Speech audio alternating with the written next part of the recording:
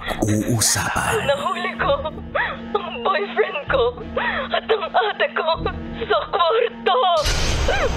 Mga sikretong dito mo lang mapapakinggan. Top Secrets. Top Secrets. Top Secrets. Top Secrets.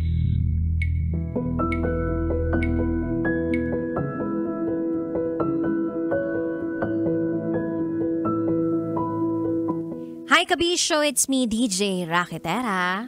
DJ TG. And welcome to the program rated SPG Top Secrets. Kung saan pwede kang makapagbahagi ng iyong mainit, nakakapanabik at nakakakiliting rated SPG Top Secret. At huwag kang mag-alala dahil wala namang judgment na magaganap ngayong gabing ito. Kalmadong kalmado po ang inyong lingkod na si TG. Diba? Oo naman. Pinaghandaan ko to, nagturok ako. Akala ko ikaw yung tumuturok. Tumurok ako. Okay, sige na nga. Eto na, meron na tayong rated SPG Top Secret sharer ngayong gabing ito. Welcome na po natin siya. Magandang gabi. Hello. Hi. Hello, good evening. Good evening. Ma'am, wag yes na kayo po. po kung magalit, no? Meron po bang nakabukas po na radyo dyan sa inyo? O TikTok live, Facebook live? Baka pwede po nating i-mute? Wala naka-open. Wala naka-open na. Baka guni-guni lang natin yung dito. May naririnig po kasi kaming reverb. Okay, sige. Ganito, ma'am. Ano pong... Ayan, okay na po? Ayan, okay na po. Palakasan na ng boses, ma'am, ha? Kung paano natin na-practice kanina. Okay. Ayan. Ganda ng boses ni ma'am, no? Ano pong pwede namin itawag sa'yo? Love na lang. Love! I love. Ayos ka Hi, dun. love. Hindi ko kinaya to, TG. Sabi ko sa inyo, walang high blood ngayon eh. May love ngayon eh. Okay, love, bago kita ipasa kay TG, sandali lang tatanungin muna kita, ilang taon ka na? 25. 25. Saan lupalop ka naman galing? Love? Around South. South. Okay, sige, hindi na kami magpapaligoy-ligoy pa, love Love 25 from somewhere in the South. Ano ang rated SPG Top Secret mo? Hindi kasi ako makahinga nung kinakain ko yung partner ko since lesbian, I mean na lesbian relationship. Kasi may amoy yung ano niya. Parang amoy putok something. So nung hindi ko na talaga hindi ko naman masabi sa kanya. So nagpanggap ako na inaasma ako. Tapos nung panggap pa din ako. Tapos sabi niya, love, hindi pa ako tapos. Ganyan siya. Sabi ko, hindi na ako nakahinga. Dalhin mo na ako sa ospital. So hanggang sumakay kami ng tricycle, panggap pa din ako na inaasma ko. Kahit sa totoo lang, hindi ko na talaga matake kasi may amoy talaga. Ganun. Oh my gosh. Inaasma rin ako. Hindi ako makahinga din ngayon. Love, grabe tong binahagi mo sa amin. It was mind blown. Balikan ko lang yung ibang mga sinabi mo kanina. Tama na nandun ka sa isang lesbian relationship. Yes. Okay, tas hindi mo na-take yung amoy kasi parang amoy putok? Ganun ba? Yes. Pang ilang beses nyo na ginawa yung moment na yun? Actually, multiple times na pero ganun pa din talaga yung amoy. Kaya parang may time na hindi ko na talaga kaya. OMG. Pero sabay ba kayo naliligo? Nung una ako, naliligo sa kanya, hindi naman kasi kami comfortable na sabay naliligo. So, siya yung sumusunod, naliligo. So, hindi talaga kayo nagkakasabay maligo? Nauna ka, ganon? Mm-mm. Okay. Gusto ko lang maintindihan kung nung mga unang ganap ninyo nitong jowa mo, paano ba naging umpisan lahat? Like, ano yung initiation rights na pinaggagawa ninyo? Like, nagsisimula ba siya sa ulo hanggang sa bababa ng pababa? Paano? Hindi kasi siya naging issue nung una kasi medyo LDR naman kasi kami. So mga ano lang kami, siguro once or twice a month nagkikita. Ngayon, kapag nagkikita kami, nung mga unang beses, nasasakto kasi na may sipon ako palagi. So hindi ko gano'n na amoy. Kala ko nasasakto lang na good mood ka, tas kala mo pagod lang talaga siya, ganun yung amoy. Galing commute gano'n. Galing ko yun. So, lagi kami sipon kapag nagkagano kayo. Oo, kaya nga panggap yung may asthma ko kunwari kasi mahina ang lungs gano'n. Pero talagang, wala ka talagang asthma. Hello? Love, wala ka talagang asthma. Wala. So, nagpanggap ka lang at that very exact moment na may asthma ka dahil di mo matake yung amoy. Oo. Wait Pero lang. after na... Sandali lang, Love, gusto kong maintindihan din kung paano ka pumwesto dun sa dun sa tahong mismo. Kasi, syempre, di ba, magsisimula muna yan somewhere else Di ba? Kaya nga tinatanong ko kanina kung paano ba kayo nagsisimula dati. So, naintindihan namin na LDR kayo, tapos twice a month lang nakita, nagkakasipon ka, ganyan, hindi mo masyado amoy. So, ano ba yung distansya? Like, ilang kilometer bago mo maamoy muna na meron talagang parang amoy potok down there? Yung ganon? Or nung mismong pagtapat ba ng ilong mo dun sa mismong tahong, tsaka mo lang naramdaman, na naamoy?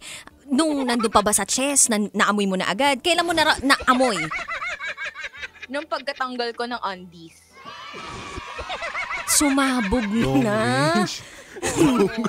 Tear gas. Lang din na-realize sa kanya na hindi pala maganda na laging nagsusuot ng spandex na panty or like mga spandex na mga cyclings, ganyan. Tapos, lagi ka nasa arawan, ganyan. Kasi parang mas prone sa pag-aamoy. Wait lang So, gusto naming maintindihan din kung ano yung mga itsurahan ninyo. Like, kayo ba yung tipo ng lesbian na bihis babae, maarte sa katawan, or butch yung isa, ganun kayo?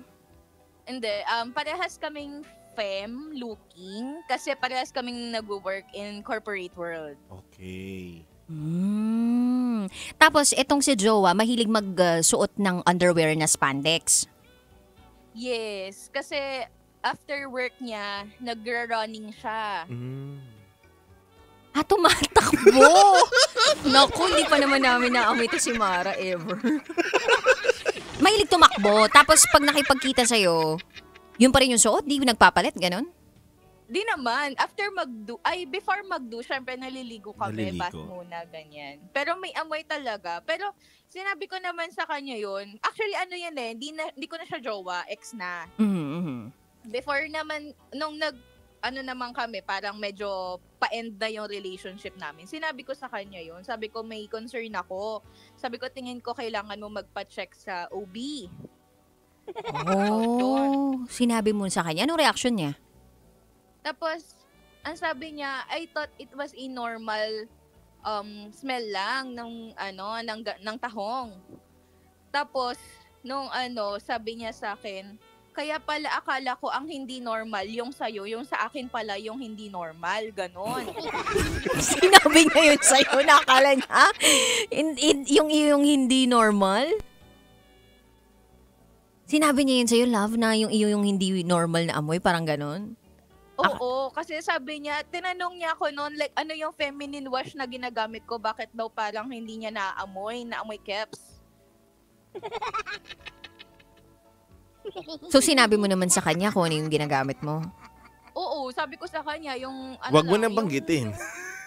Hindi, pwede din for the benefit. Sige, for the benefit. sige, Ano to? Sige, ano to? Hello, Love. Hello. So, nagbanggit ka sa kanya ng brand? Oo. Tapos pinatry ko sa kanya. Kumusta naman nung ginamit niya? Ganon pa din. Ay, gawin pa din.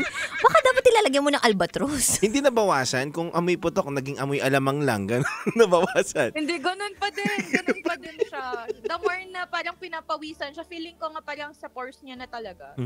May mga ganun tao talaga. Ba't nakaamoy ka na? Umuwi ka na. TG, nakaamoy ka na ba? Yoko pa. Okay, so love, naamoy mo yung ganun, walang pagbabago, tapos sinabi mo sa kanya na dapat magpa-check siya sa OB.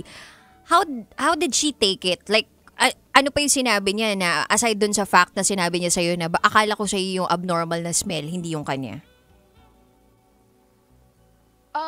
Parang ano naman siya no, nagtaka din siya. So, sinamahan ko naman siya sa OB. Kaso, ang ano naman sa kanya, normal naman daw and everything. Parang, ang sinabi nga lang ng OB sa kanya, need lang ng more linis, ganyan, more hygienic clothing, something. Ayun yung mga sinabi sa kanya ng OB. Tapos, parang nagtataka pa din ako kasi, hygienic talaga siya. Parang natural talaga sa kanya na yung ganung amoy, ganon? Love, gusto ko lang din malaman, mabuhok ba o hindi? Ganun. Ay, oo, nagmamatter yun. Ako yung nagtitrim kasi. Wow! Barbero ka pala. Other sideline ako, tiga-trim.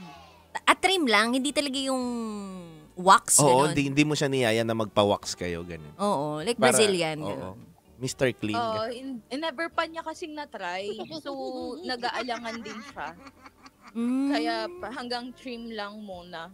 So, may naiiwan pa rin talaga ng mga buhok-buhok. Oo, minsan. Oo. Pero, parang, ayoko kasi mag-generalize ha. Mm-mm. Pero kasi, half Indian kasi siya. Half Indian. Oo. Minus half 10. Indian Minus siya. 10. Sige, tumawa ka. Minus 10. Half Indian. Half Indian Wait siya. lang. So, Wait lang. Eto love, hindi sa pero hindi kaya, dahil sa pagkain. yes, sa pagkain, kasi possible din yun. Mahilig siya sa shawarma. Or mahilig siya sa mga manghang. Spices, kumbaga. Totoo. Baka dahil doon, medyo nagre-reflect down there yung amoy. Oo. So, mahilig ba siya sa ganong amoy? Ay, mahilig ba siya sa ganong Ganun klaseng pagkain? Oo. Medyo, yes. Mm. Kasi yun yung nakasanayan niya Spicy foods and everything. Gusto niya yung pinapawisan talaga siya kapag kumakain. Baka dahil nga rin doon. Kasi kung nagpa-check siya sa OB at sinabi naman ng OB na wala naman daw talagang problem, parang, syempre, magtitiwala ka din doon sa OB. Oo naman. Professional yun. Eksperto. At inaral nila. Oo. Kumbaga, lahat na ng mga doon, sinilip na siguro Oo. kasulok-sulukan.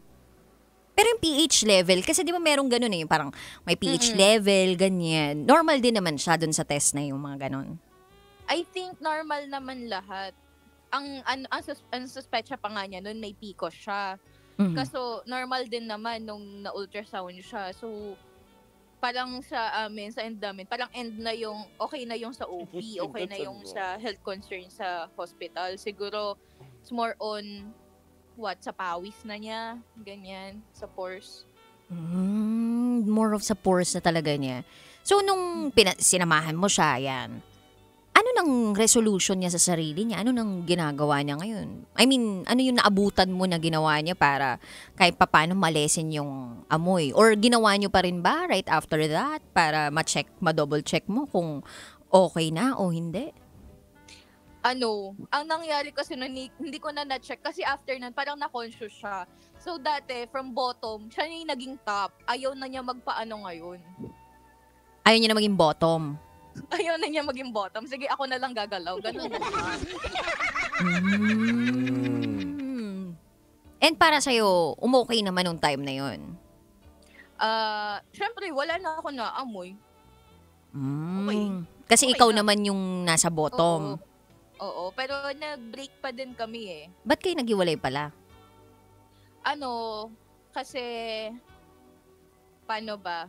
Parang, ang sabi niya is, And siguro it's more of because of our career. Career. Pero hindi naman dahil na turn off ka dun sa amoy niya. Hindi naman. Pero minsan, syempre, nami-miss ko din. Ganun. Yung amoy na gano'n? Hindi siya. Pero wag yung amoy. Kala namin miss mo yung amoy. Oo. Bakit? May amoy na nakaka-addict din Try mo yung meron. pusod mo. Oo, Diba, diba? pag ginano mo Yung gilid ng tenga mong gano'n. Oo, pag amoy mo, nakaka-addict kahit ang baho, di ba? Alam mo na mabaho, gusto mo pa rin amoy. Oo. Yung mga gano'n. So, nami-miss mo yung tao, pero hindi naman yung amoy. Hindi naman. Mm-hmm. So, eto na lang, no, love. Since ikaw ay napapakinggan ngayon sa iba't ibang lupalop ng Pilipinas at baka international din kasi live tayo sa social media. Ano na lang yung mensahe mo dun sa lahat ng mga magkakarelasyon na nandyan sa lesbian kind of relationship? For me, hello sa mga dyan, kasama sa community. Although late Pride. Dapat na may siya. immunity. July na ngayon, hindi na Pride. Dapat nag-iingat kayo ng immunity. Ano? Nag-iingat kayo para may immunity. Respect your partners. Respect your partner's boundaries and limits. Hindi porket okay sa'yo is okay na din sa partner mo. So you have to communicate well.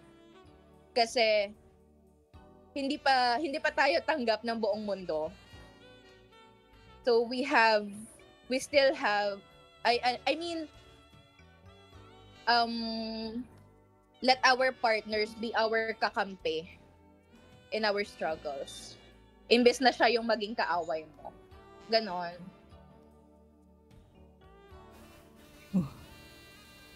Meron ka ba bang gustong idagdag doon? Wala na. Ang haba na nun.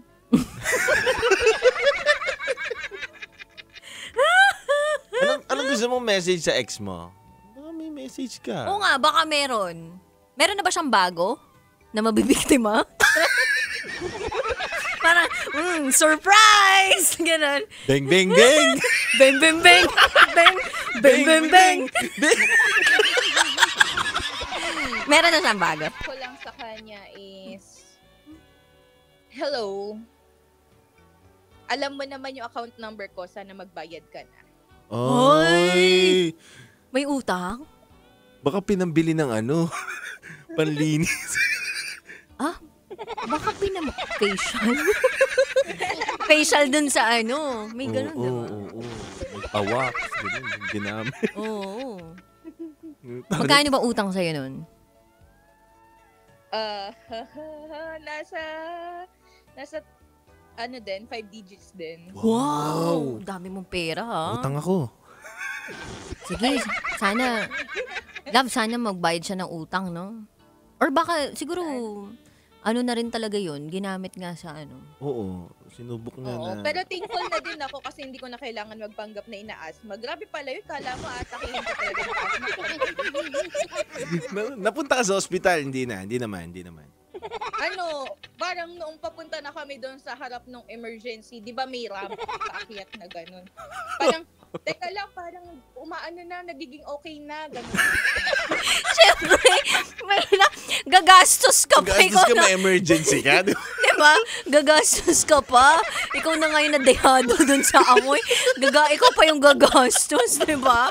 Parang at least nakaligtas ka na lang dun sa ganong klaseng pagkakataon. Buti hindi mo kailangan ko iligtas din yung sarili ko kasi syempre ako pa yung magbabayad ng emergency. Yun na nga tas may utang pa sa'yo. Buti hindi mo nalang binalik talaga yung underwear niya. Diba? Yung parang pagka ganun mo, parang, it's not you. It's me.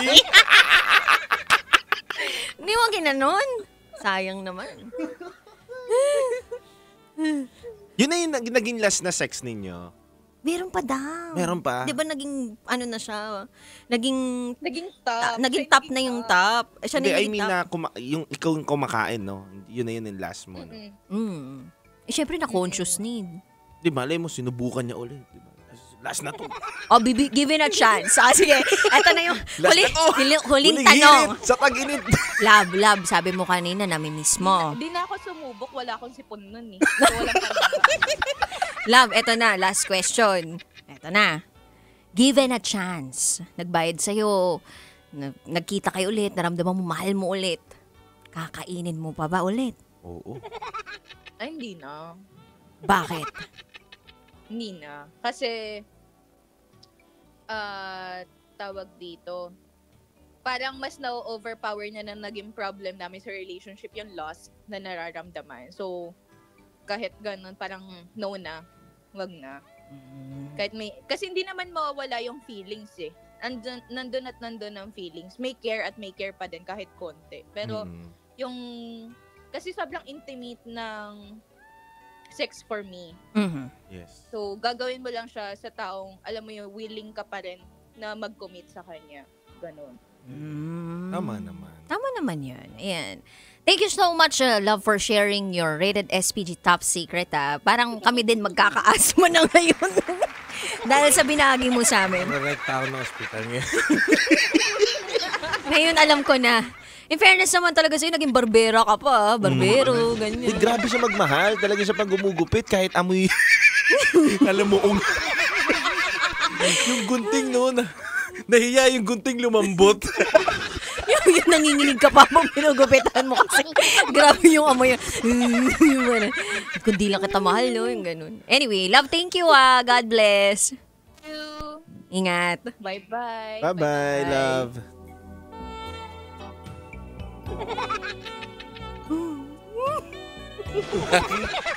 Kung ikaw yung nandun bilang isang babae. Naiyak ako. Naiyak ako kakatawa. Ikaw, partner.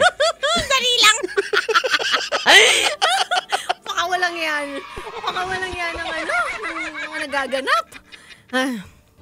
Sige, ano yung tanong mo? Pero yung ikaw, bilang babae, tapos ganun din yung sitwasyon mo katulad kay Love. Paano mo i-handle? Na merong amoy? Maghihika-hika. For example, yung kakainin ko na tapos may amoy? Oo. Ano gagawin mo? Letter A. Wait lang. Number 1. Number At 1. option number 1. Okay. Sabihin ko, biglang sumasakit yung tiyan ko, natataiyak. Ganun. Oo. Pamputol ng momento. Pamputol ng momentum. Number 2. Imbis na dediretso ako dun sa ilalim, dediretso ako bigla sa taas kasi naamoy ko na. So parang imbis na sa taas, sa baba, didiretso na lang ako sa taas. Kakamayin mo na lang. Kakamayin ko na lang habang sinisip-sip ko yung nandun sa taas. Sa taas para safe, di ba? Para safe. Kung yung bibig naman, di naman amoy kanal. Pwede na, di ba? Pero kung nasa baba, amoy kanal. Pagmahal mo. Pagmahal mo. Tapos, option number 3. Siguro, desperate measure talaga yung yung may asthma na ako. Pero kasi kung matagal na kayo sa relasyon, parang ang weird naman na tsaka kakabiglang nagkaroon ng asthma, di ba? Parang hindi ko alam na mag-asthma ka. Oo. Mapa-hospital na pala. Or baka biglang nagkaroon ng yung parang panginig. Yun ang isa yung kabigla. Bigla. Nagpanggap ka na gano'n. Okay na parang napoposes ka na. Mga gano'n. Sinasabihan ako. Naamoy akong insenso pala. Loko baka insenso. Naging insenso pala. Ay! Ikaw. Eto, alam mo ikaw, kasi syempre, lalaki ka. Kung meron. Ulitin ko yung tanong Uulitin ko yung tanong kanina. Meron ka na bang na-experience na ganun kabaho? O may amoy? Wala pa naman. And nagpapasalamat ako sa makeup pal. Hindi ko rin alam kung paano ko i-handle yun. Diba? Sige, just in case nandun ka sa posisyon na yun, na nandun ka na, nakatapat na yung mukha mo, yung ilong mo dun sa mismong tahong. Anong gagawin mo pag naamoy sumingaw, nilabas mo na, kumbaga binaba na yung underwear? Ang hirap kasi, diba, pag binaba mo na yung underwear, tapos babalik mo, magtatanong yun eh. Ngayon pa, bakit? Gano'n tarang, pao! Hindi mo na pipendiretso yun. Sa akin siguro may emergency kunwari, gano'n. Tumatawag pala yung mami ko. Namatay daw yung aso ko. Uy, kumawa ka naman. Sabi sa akin. akin. Kuwawa ka. Dahil lang kawawa ka naman. Tapos umiyak ka. Umiyak ka. Pinamuna sa yung panty. Yung pinamuna sa luha mo panty niya. Okay sa'yo yun.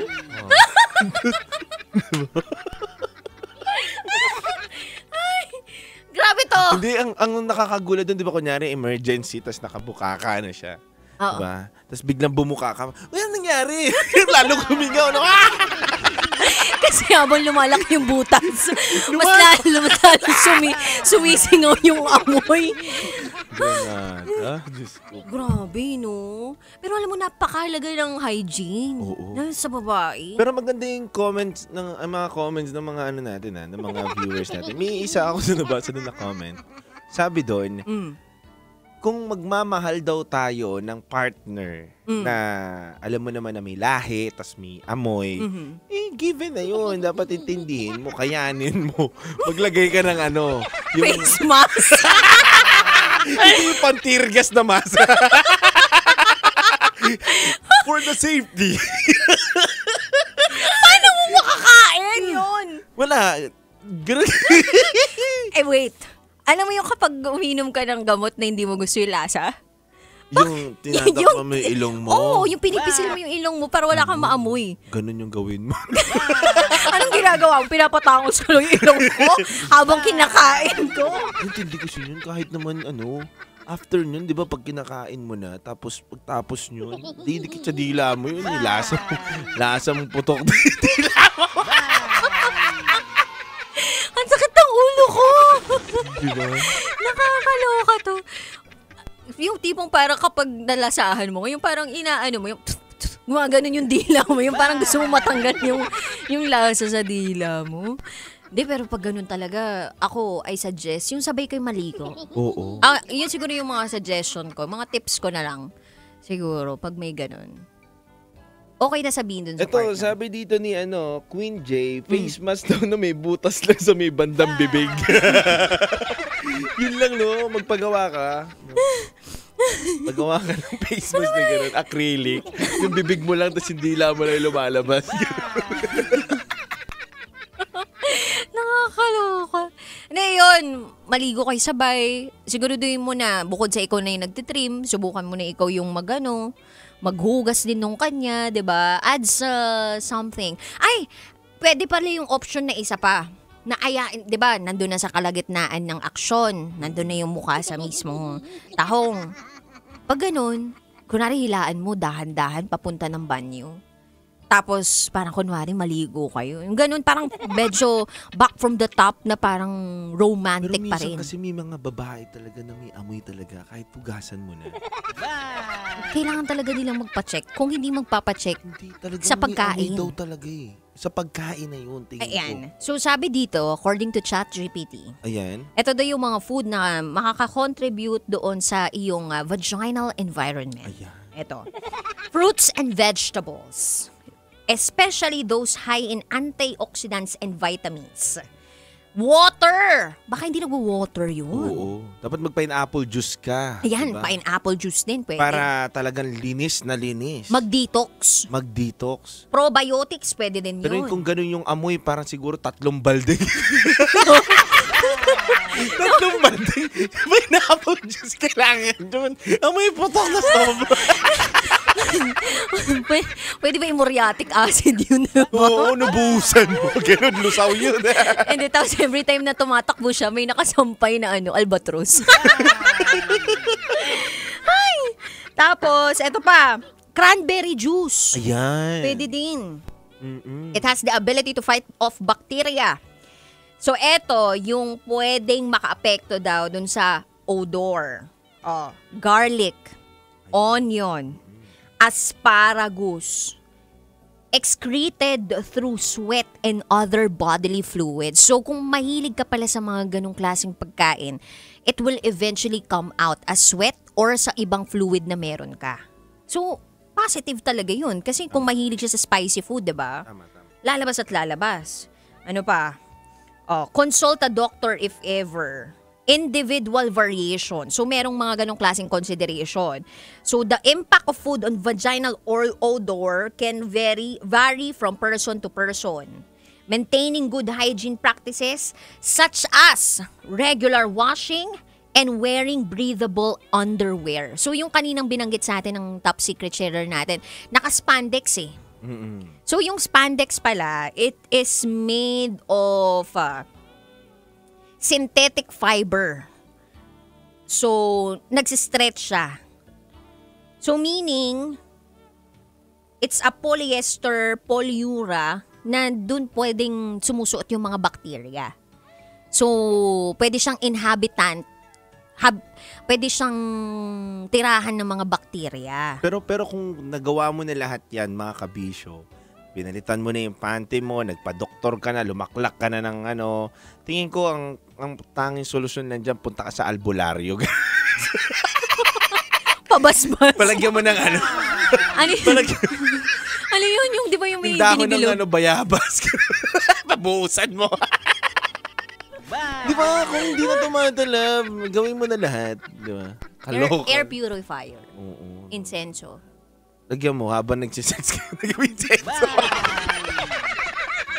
Ganon. Sakit ang ulo ko bigla. Sumakit din ako. Sa kakatawa. Hindi ko kinaya yun. Oh, no judgment naman to ha. Oo. Pero subukan lang namin makatulong just in case may pinagdadaanan. Tuntua ka rin naman ng mga kabisyo.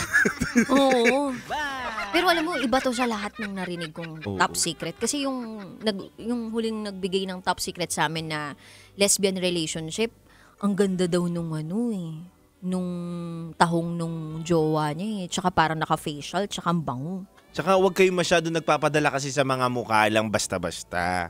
Diba? Baka tingin nyo, ang ganda-ganda ng sobra-sobra. I-COVID check nyo muna.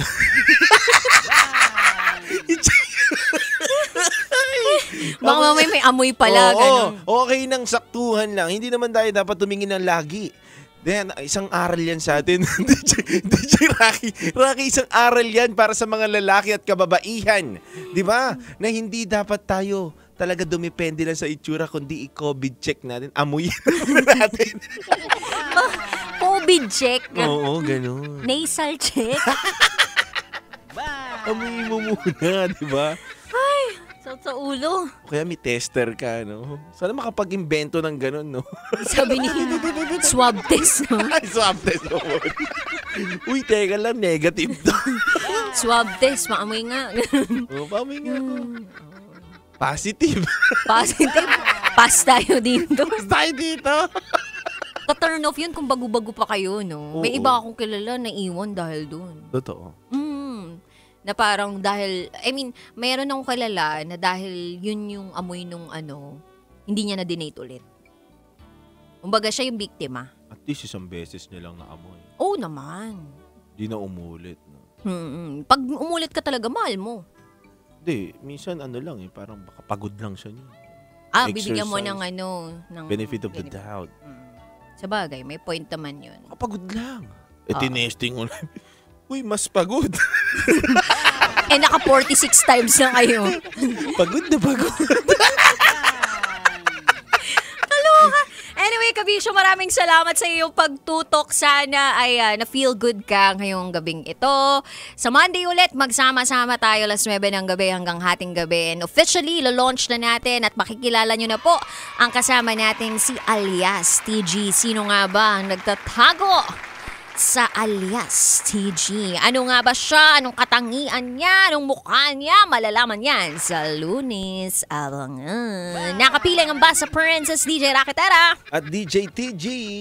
Dito lang yan sa 90.7 Love Radio. Kailangan mo pa bang i-memorize yan? Basic. This is Rated SPG. Top Secret.